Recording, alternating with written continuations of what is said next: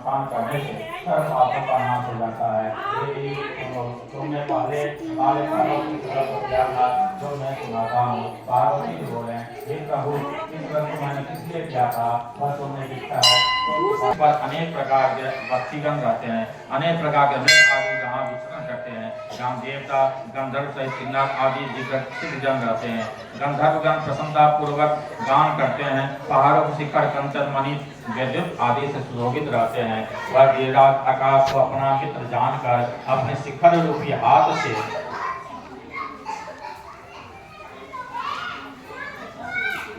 पर आकाश को छूता रहता है, जो सफेद बर्फ से ढका हुआ गंगा जी के कलकलाहट धुन से सब बेईमान रहते हैं। एक बेटे तुमने बालकाल में इसी स्थान पर तप किया था, 12 साल नीचे के मुख करके दुर्पान किया, फिर 64 वर्ष तक तुमने बेल के पत्ते का भोजन करके तप किया था। माघ के महीने में जल से ब्रह्मा जी के पुत्र देव नारद जी वहाँ आए। जब उस नारद जी को तुमको शैल पुत्री को देखा तो तुम्हारे पिता हिमाचल ने देवर्ष को अर्घ पद आसन दे करके सम्मान सहित बैठाया और कहा, ये मुनिवर, आज आपने यहाँ तक आने का कैसे कष्ट प्राप्त किया है। आज मेरा अहोभाग्य है कि आपका शुभागमन यहाँ पर हुआ है, कहिए क्या आज्ञा है। तब नारद जी बोले, हे गिरिराज, मैंने विष्णु का भेजा हुआ आया हूँ, तुम मेरी बात सुनो।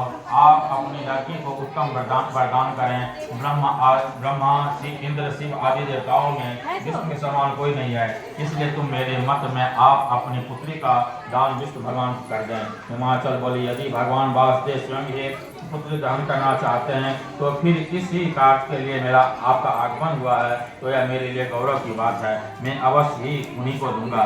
हिमाचल की यह कथा सुनते ही देवर्षि नारद जी आकाश में ज्ञान हो गए और शंख चक्र गदा पतंग एवं पीताम्बरधारी भगवान विष्णु के पास पहुंचे। नारद जी ने हाथ जोड़कर विष्णु भगवान से कहा, हे प्रभु, आपका विवाह का निश्चित हो गया है। यहाँ हिमाचल ने प्रसन्नता पूर्वक कहा, हे पुत्री, मैंने तुमको गरुड़ ध्वजा भगवान विष्णु को अर्पण कर दिया है। पिता की वाकों को सुनते ही पार्वती जी अपने सहेले के घर गई और पृथ्वी पर गिरकर अत्यंत दुखित होकर विलाप करने लगी।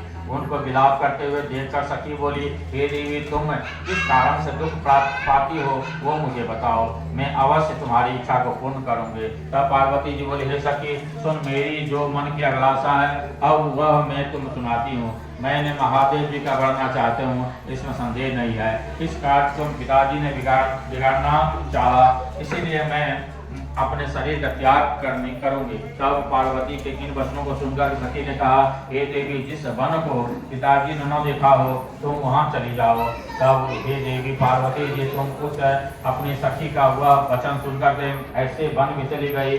पिता हिमाचल तुमको घर घर में घूमने लगे और सोचा कि मेरी पुत्री का या तो कोई देव बन कर ले गया। मैंने नारद जी को यह वचन दिया था कि मैं यह किस तरह का पूरा होगा, यह सोचकर बहुत चिंता होकर मूर्छित होकर गिर गए। सब लोग हाहाकार करते हुए दौड़ आए और मूर्छा नष्ट होने पर गिरिराज से बोले, हमें अपनी मूर्छा का कारण बताओ। हिमाचल बोले, मेरे दुख का कारण यह है कि मेरी बालू का लिंग बनाकर मेरे आराधना करती रही। उसका ही होगा कल का कैलाश पर्वत आ पहुंचे। वहाँ चारों ओर तुम्हें नौ देखकर हृदय से लगा कर रोने लगे और बोले, तुम मैंने पहले ही अपना शरीर